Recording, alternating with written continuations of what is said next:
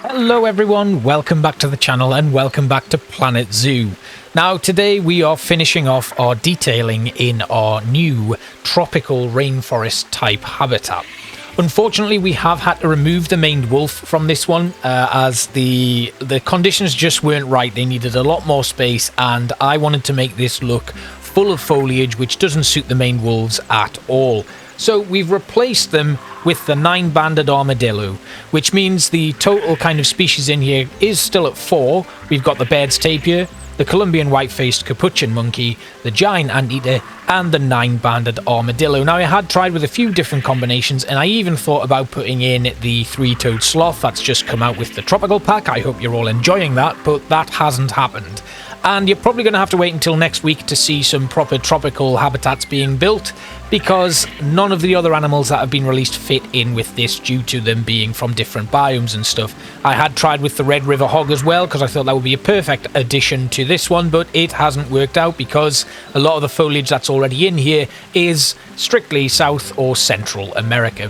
So let's dive in and we'll do a lot more detailing as we go on and get this one finished, starting with our capuchin monkey canopy habitat stuff. Let's dive in. So our capuchin monkeys are going to have some nice little tree houses, and these need to be quite small but also still fit the footprint of the monkeys themselves so that they can actually use it as a traversable area. I may end up putting some climbable platforms in here instead, just so that there's something for them to latch onto. So we're starting with some bamboo poles, just moving them in, and we'll recolor these, but I like to have them in all green at the moment so I know what I'm recoloring at the end of it. We're going to do a little roof section for it, but it's not going to be too much. Again, we need this to fit in with the trees and not look like they're too big or too heavy for the trees to hold them up. So very simple, small bamboo things. And obviously I tried with the ropes again, but it didn't really work. So after putting them all in, taking them out, making some adjustments, I wasn't getting the effect that I was looking for from them. So I just took them out and left it as like a static bamboo piece. Means it's lacking a little bit in detail, but it's not too much of an issue for me as I think it's detailed enough. And especially when we set it in against the trees, it's going to look really cool. We'd then link it all up with some liana vines and some other bits and pieces just so that there's a nice climbable area for our capuchins and a safe canopy for them to escape to if they get scared or need to get away for a little bit of time to themselves. We'll be putting some enrichment items in here, but obviously not food enrichment items because our staff can't access these areas. They're simply for the capuchin monkeys to get away, play piano or something, or play in a box. So once we've got this done, this also, I must add, inspired me to do a big dome build on stream, which you can see that's going to be a completely separate build that I devise on stream only and may eventually put together like a speed build of the whole section once it's all completed. Anyway, rotating this all the way around to get some sort of like completed building there, we then took away the basic platforms that we'd put in place and we were left with this little structure here. Now, we've left a gap in there so that the capuchins can actually get in and out, and it's also forming up a nice little doorway. That's not just because I ran out of space and couldn't make it fit. It's been a while since I built with domes, structures and stuff, and they are quite a difficult process to do. So eventually we just filled in these holes with some more bamboo, left the roof spaces open, so it was very much just like a slapdash shelter that's been put in here. And I had a lot of fun doing this. It was quite a nice, easy process. It didn't take too long to put together, and the resulting effect is pretty nice. Obviously, the floor is something that we need to think about, and what I end up doing is putting in some palm thatch panels. This was a nice little grounded area for it, and I think it finished it all off very nicely. Obviously, we'd be putting a little bit of foliage on the edges here as well, just to finish it all off. But for now, it's looking pretty good.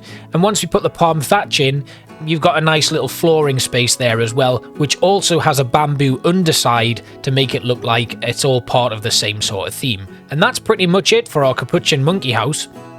We just set these into position in amongst the trees, made sure that they were rotated enough that there was space for the monkeys to get in and around, added another one to this palm tree, and that gave us an idea of the levels that we'd be working with and how we can then match everything up. One of these houses was eventually removed. It was this one here because it was too far away for anything, and I thought it distracted a little bit too much from the other shelter that we've got in the other area there instead.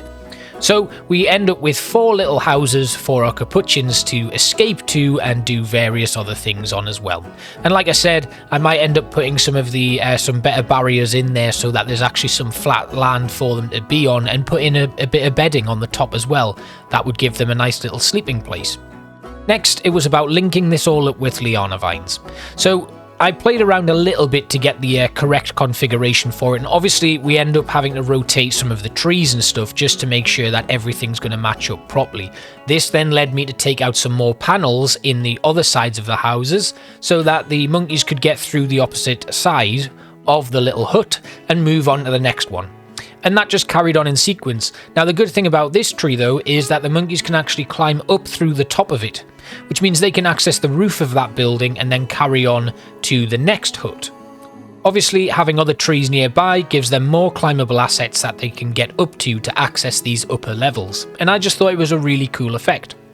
Something that I've been looking to create for quite some time, because I've not actually dealt with primates a lot in Planet Zoo, so it was really nice to come in and do this a little bit more. I've obviously got the lemur builds and stuff, but not much of that has come further on, so that's been the only kind of primate that I've worked with. So it's nice to come back and do a little bit more work on something that's in a little bit more of an expansive area. One other thing I do need to add is we've had to make quite a few adjustments to this in terms of the new update, because we now have the toggle on and off climbable assets, which had led to a lot of other pieces in this build being toggled on automatically as a climbable asset. So I had to do a little bit of adjustment because I had a few escaping capuchins who had found new things to climb on, which I didn't really want to happen. So this is the building that eventually was removed.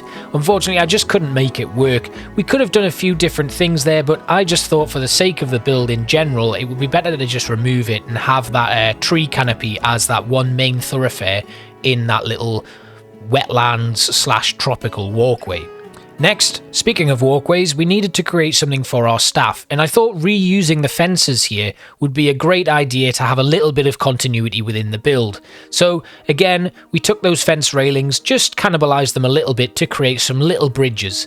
I then took some of the conservation pack wood pieces just to sink in for some little boards, and unfortunately, because I like having the little gaps in between these boards here, which you'll see me putting in a moment, the animation of guests and animals going over this doesn't look great at all.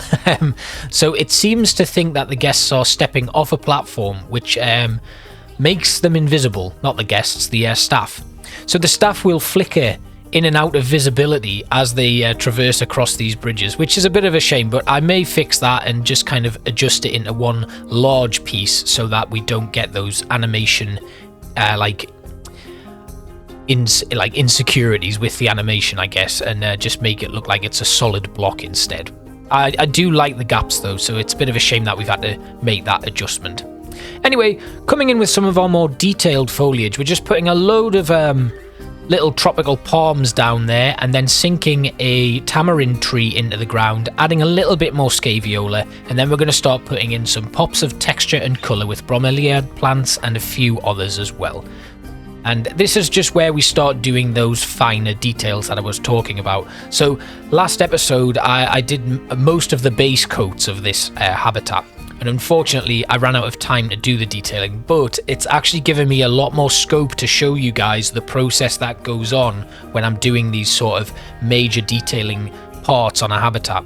I would like to include it in a full episode, but it would mean the episode runtime would go up to around about 50 minutes or so, and I don't want that to be like a long-term thing. I'd prefer to split things into separate episodes so that we can cover some of the more detailed stuff in a new episode and you just see the basics of the habitat build in a first one. Anyway, we come in with our usual, that has become a very tried and tested method for building within these tropical habitats, which is using the scaviolas, the strangler fig roots and some Spanish hanging moss, just to flesh everything out and make it look like this vibrant piece. And again, I always talk about creating little montages, which is where you'd be having your enrichment items and stuff, and everything else in between is just light decorative touches.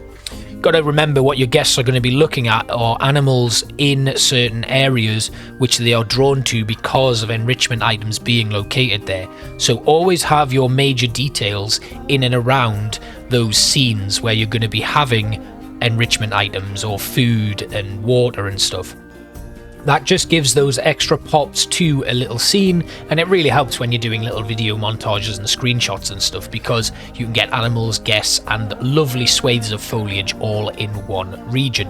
Now, another thing I do need to add is I had considered taking out the maned wolf. They were removed, as I explained earlier on in the video, but they are now back in. I decided to just take the risk with having them with too much foliage in here, and allow them to be in a habitat which I really want to be filled with animals. So our total animal count here, species-wise, is about, I think it's 5 now, with the 9 banded armadillo, giant anteater, Baird's tapir, capuchin monkey, and the maned wolf. So we got quite a lot going on in here, and there's a lot of enrichment items to be placing. So we're going to put those in now, including the forage pit, which we're then going to sink into the ground a little bit, but move it all the way up to the edge of that pool, and then we're going to hide all of the little bits and pieces that are in there, so that like woodwork outer cropping of it, we're going to get rid of that with some stonework and stuff. And again, this means that we need to change some of the dirt pathways that go through here, so we remove some of the scaviolas and create a brand new path through the clearing and into the actual foraging pit, then run the scaviola bushes around a little bit more, and then we come in with our stonework. So again, we need to hide this as best as we can, because I don't like the whole the wooden edging there for the foraging pit. Same with the mud pits, I don't really like them. I like to hide them, so we come in with some scaviola bushes and some rocks just to hide that area there, and then we get this lovely little foraging pit by the end of it. And again, more rock work going in that we'll sink down into the ground and have it fade out into the environment itself, which we'll then come around and paint with some soil just to finish it all off properly. And that's starting to look really nice. Obviously we need a bit more detailing in with some nice colourful plants and some more flowers, and as you can see, we've still got quite a long way to go, but we're going to continue putting in our enrichment items, so the boxes and stuff for the capuchins. I was going to put that glass mirror reflector up there, but I decided to put that down right where our guests are going to be able to see it, and the piano is up in the other house there. Then we have our foraging, our balls, and lots of other different pieces for our animals to play with. Little spike fruit feeder, and then we keep moving around, making sure that the Baird's tapir have their required enrichments in with like the herb centers and the little scratching trees and stuff, simple tamarind ones, and then a rubbing pillar, tires, and lots of other bits and pieces that they can play with, interact with, and entertain our guests with. So the giant anteaters obviously need their big ant nest there, which we're going to put in, and then another rubbing pillar, lots of bark pads and scratching pads and stuff, especially one in that staff area, and then a slow feeder as well, and a large ball, and a small dog ball. So we've got lots going on in here, and again, we need to just keep going through, making sure that we're tagging all of our animals in here. Obviously the maned wolf stuff hasn't been put in, but that will follow. Then we come with some broken trees and lots of other bits and pieces to decorate it all out. You're starting to see the system developing here and how I go about doing these sort of things. And obviously it could all be sped up a little bit if I made some blueprints, but blueprints kind of lead to a little bit of complacency and laziness in building, so I try not to do that too much. I like everything to be different, which is why you will often see me coming around and repeating patterns, but using different like flowers or different adjustments to the curvature of a plant and how it's kind of presented. But in terms of our tropical stuff, it's very much all scaviola bushes with stuff growing out of it, because the scaviolas give you the best opportunities to make use of the actual 3D texture of the whole bush itself, so you can sink plants a little bit lower or a little bit higher into it, so that you've got these nice little blooms coming up through the top. When actually, if we took away the scaviolas, those plants would just be floating in midair. Banana palms, lots of new fresh greenery going in here to make this look like a really overgrown forest floor with a pathway carved through by our animals. Now this did cause a little bit of issue when I started working on the underground temple section, which is where our animals are going to sleep. it kind of meant that a lot of the kind of enrichment items and stuff I'd put in above ground had flattened terrain below it, and when I came to designing the underground temple, that caused some difficulty because I wanted to extend that temple. Knowing that I was going to be bringing the maned wolf back in, I wanted to put an extension on the temple itself so that there was a bit more space underground. Obviously, when these animals start having offspring, we're going to run into some difficulty with the space requirements. As soon as you add the maned wolf to this habitat, the space requirements for all of the other animals go up dramatically. So we really need to manage the population levels in here, which has kind of led me to consider making a few adjustments to the underground section or potentially extending the whole habitat in some way, shape or form. What we could do in the way that I've looked at it is have like a plains type of biome on the opposite side and then make a little underground tunnel that goes under the guest path and comes out on the side of the other side of the guest path near the train track. But I'm planning on putting another train station in that area too, so there may be some concerns moving forward with that. But for now, what we'll do is we'll just manage the population of this habitat and make sure that it's not getting too full, and whenever we get babies being born, we'll move them somewhere else. But here we go again. It's the same sort of stuff over and over again, but it sounds tedious and it looks tedious, but the finished effect is truly something incredible in my opinion. If you really put in the time and effort. And these wonderful new tangled liana vines fit very nicely on the actual bridge supports, as if they're swirling round and snaking around that bridge support, which I think is a really nice effect too.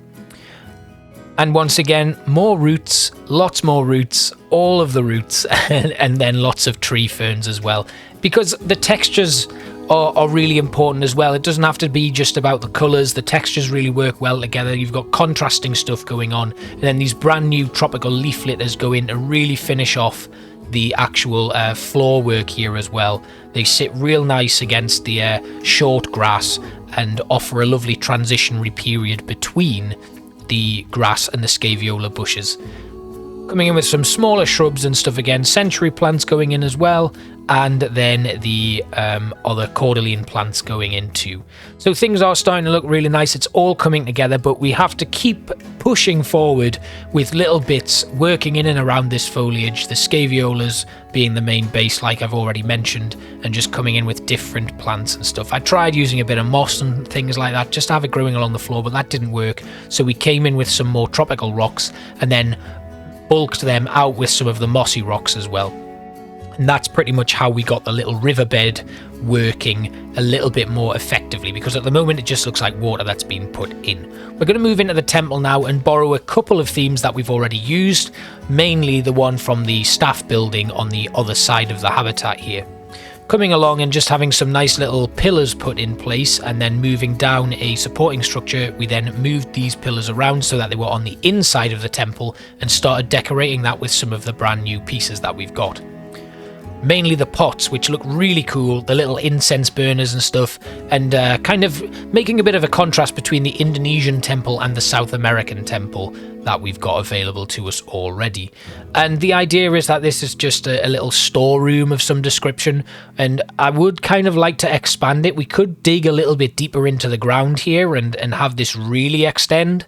That would give us a lot more real estate for our animals, and we could end up creating something truly beautiful underneath, something very Indiana Jones inspired, I guess. But for now, keeping it relatively simple with some nice fine details in there and a couple of lanterns and stuff is the way to go for us at the moment. And eventually what I do is we cut a hole in the roof there and have like this open space where natural light can filter through, which will be a really nice effect once it's all completed. Very similar to the Northlands build where I had that rainforest underground area. Bit of bedding going in now just to really finish it all off so that our animals will be drawn down here to go to sleep. Just mashing a load of dry bedding in, and then once again liana vines and tree roots again, just to finish it all off and give a little bit more texture to the walls so it looks like nature has begun reclaiming this temple. And obviously we drape some roots and liana vines down from the ceiling as well, just to really finish it all off. A little bit of scaviola growing in here too, because obviously it's everywhere. It's a very invasive bush in this habitat, so we are just fleshing that all out and adding a little bit more into it. Roots, stuff, all of the other like bits and pieces that we would traditionally use in these underground builds, and then we'll finish it off with a couple of the new items which I've already mentioned. This was a really fun build, and it was actually quite nice to have a bit more time to put into these finer details within a habitat. You can see the hole there in the ceiling, and we just drape some liana vines down from here. And what we could also do is we could use a grass texture on the actual ceiling, the underside here, and that would paint that entire area a mossy green, or we could use some moss stone slabs just to add a little bit more texture to it. But for now, again, like I've already mentioned, this is looking really cool. I'm really happy with it. It's a very small part of what is a very large habitat. And then we just needed to frame the river a little bit better here. So dynamic mossy stone slabs going in, and then we add on top of these some of the natural tropical stone cladding pieces as well, just to finish it all off and give it a little bit more detail. And these are the really important bits, sinking certain rocks into one another just to add that texture, that detail, and give you a lot more of a variance in the display of your habitats. Something that I'm really fond of. I really like playing around with rock work and stuff in the game, if you hadn't already noticed. And you can already, of course, see that we've put some special effects in the form of mist, because that just gives it this nice tropical, eerie effect as the mist rises from the water. And then the finishing touches are simple. Duplicating rock pieces, moving them in, and adding some water hyacinths, and that really finished the whole build off. So, I'm going to close out by saying thank you so much for watching. Oh, of course, I forgot to mention this bit. We needed to bulk out this staff building, and some lovely new pieces have been added from the tropical pack, which include a few more storage boxes, like broken down cardboard boxes and stuff that have been tied in like a parcel, and then a few other items that are definitely useful in your backstage areas, so we put them in as well, and a few more items of leaf litter. So now that I've explained what's about to happen, you're going to see it, and I'm going to thank you all for watching like I'd originally planned to do. I really enjoyed creating this one. It was nice to bring it all together and finish it off with some detailing, and yeah, I'm really pleased with how it's turned out. I just hope the management of it is easier than I'm predicting, because we really don't want it to be a bit of a nightmare. And if we need to make adjustments though, we have the space and the time to do it.